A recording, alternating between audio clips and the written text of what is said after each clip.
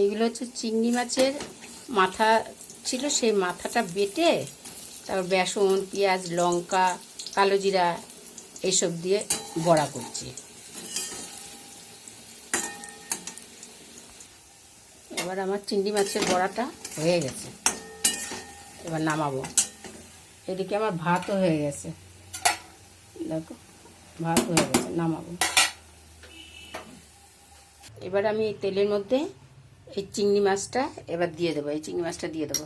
এদিকে আমার বড়া হয়ে গেছে, আলু ভাজা হয়ে গেছে, ভাত হয়ে গেছে, ভাত নামান।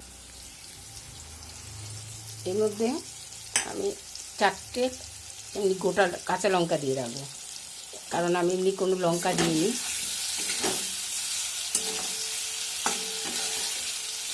এটার মধ্যে যে মশলাটা যে মাখানো ছিল সেই বাটির জলটা সেইটুকু দিয়ে দেবো, আর জল দেবো না, এইটুকুই জল দেবো। এই জলটা দিয়ে এবারে ঢাকা দিয়ে দেবো।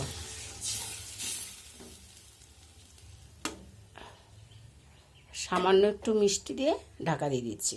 এটা হয়ে এসছে, এর মধ্যে আমি একটু কাঁচা তেল, সরষের তেল দেবো, তারপরে গরম মশলা দেবো, নামিয়ে দেবো।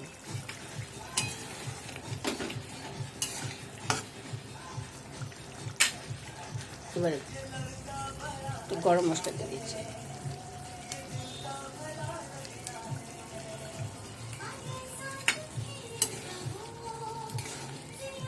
হয়ে গেছে মাছ, এই চিংড়ি মাছটা আমার রান্না হয়ে গেছে।